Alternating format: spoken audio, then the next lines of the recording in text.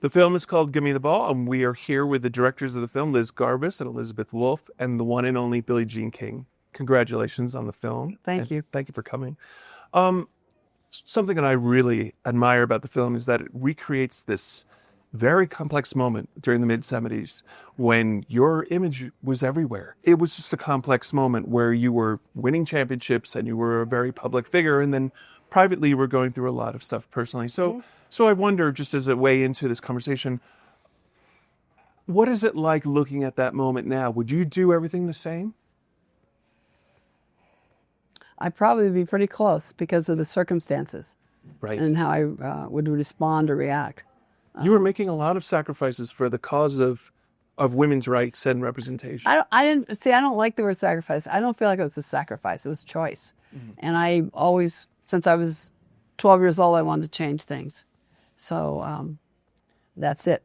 I was at the Los Angeles Tennis Club when I was 12, and looked around and thought everybody plays with white balls. They wear white clothes, and guess what? They're all white. And I asked myself at 12, where's everybody else? Right. But I also started to think about that tennis is global. I love history, so I knew the history of tennis and by the time I was 12. And I thought, it's global. Both men and women play together. I'm thinking this as I'm at the Los Angeles Tennis Club at 12. And I go, I have an opportunity here that very few people have, because I wanted to be number one. I didn't want to be anything but. And so if I could become number one, I have an opportunity that's sensational. Global, girls and boys together, and I have a chance maybe to make the world a better place. And that's exactly what I said to myself at 12. Maybe I have a chance to make the world a better place through my sport, because it's global. And I thought that's another unbelievable opportunity. Certain sports are only in very few countries. Right. And of course, they're expanding now, but you have to try to, that's just, back in the mid-50s.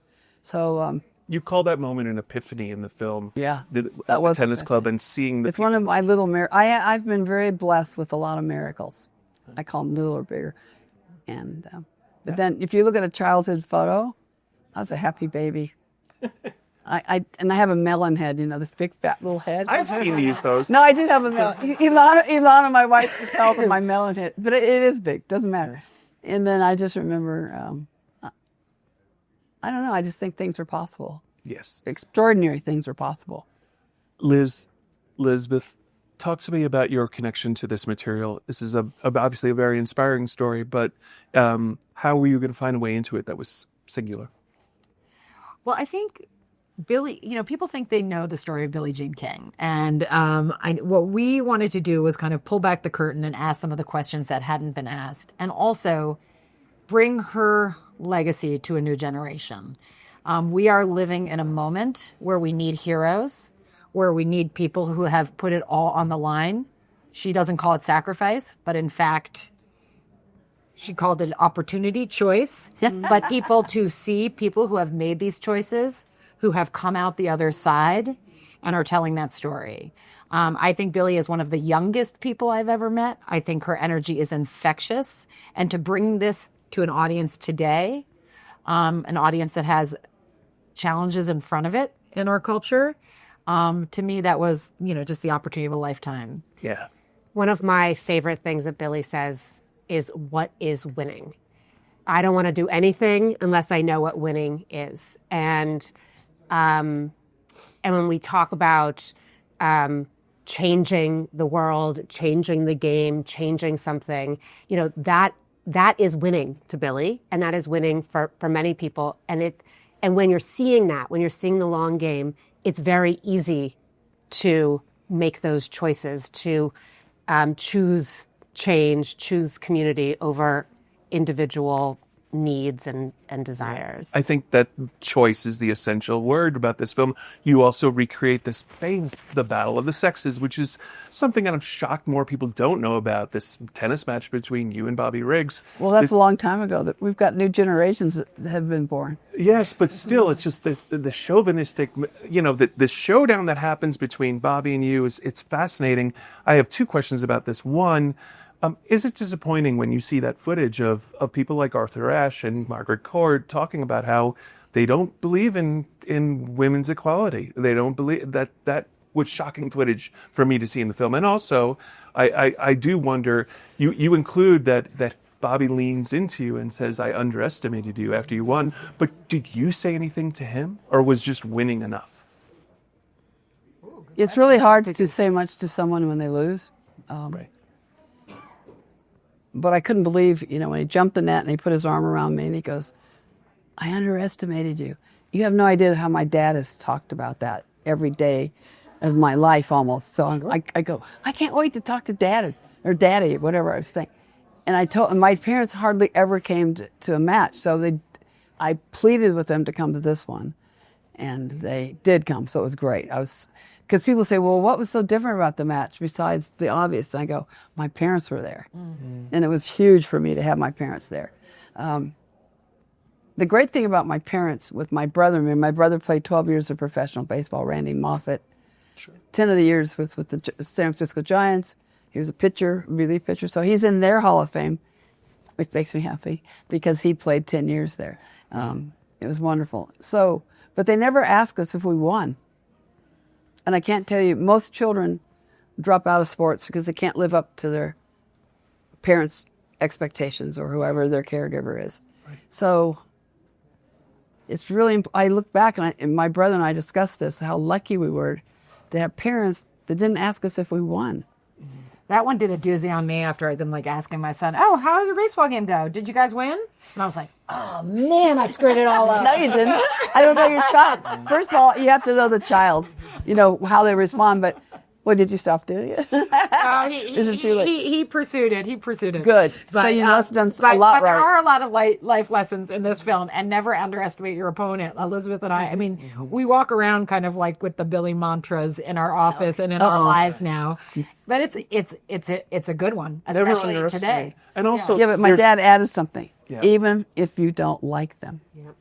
I like that and we that's include the that in the part film, I like. right? Like because even if you're not, liking is immaterial almost. You have to respect your opponent. Whoever, always. And you should respect people. Right. I find it interesting too that the movie has this message of resilience, because not only are you a groundbreaker in terms of women in sports and life, but also you, I think, are one of the first people to be canceled, as we would call it today. I think canceled. Losing all your endorsements. Losing your endorsements overnight. I think I might. Do you think they were hard on you? Oh, I thought they were just, everything was so antiquated. This is not what I want the world to look like or be like. Right. And that it was a rough time. I didn't know. Also, I'd wanted a divorce. I mean, so much was going on.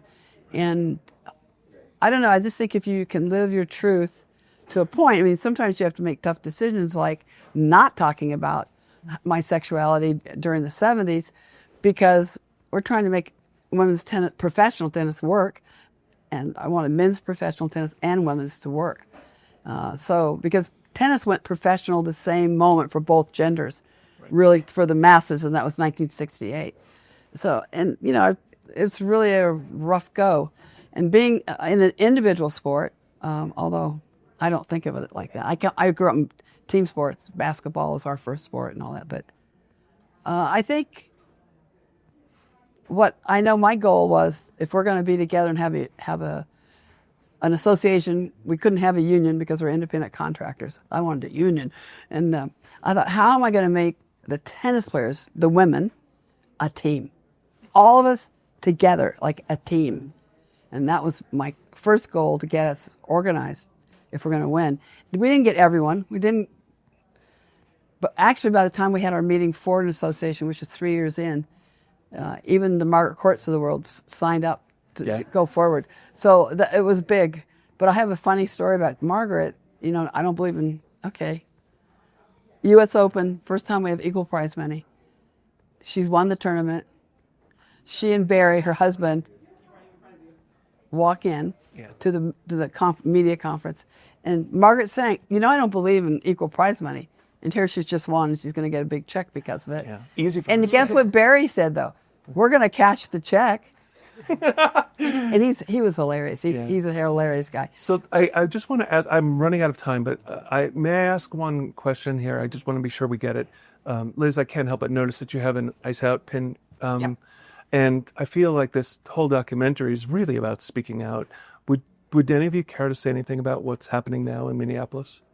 I would. I mean, it's been interesting being here at Sundance while I feel like there are these, spasms that are happening in our country. It's been hard. It's like, we're living this bifurcated life right now where we're, going on as business as usual. But I feel our country is in a lower point than it's been, certainly in my lifetime, perhaps in Billie's lifetime.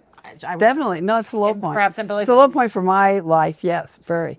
So, But yeah. because every person matters so much, and we should be kind and good to each other and respect each other. And I'm not so sure that's what's going on. So I think when you have, military guys looking at the way the law is being enforced on the streets and saying that's not how it's done, we got something to worry about here. And it's time, in my opinion, for a general strike and for there to be, real collective action that is not just, that Minneapolis represents our whole country and that all of us have to put our dollars on the line. And I always think about the French Revolution, actually. Right. Give Me the Ball is very much about speaking out, speaking your truth, speaking your mind, and you should all be really proud of this film.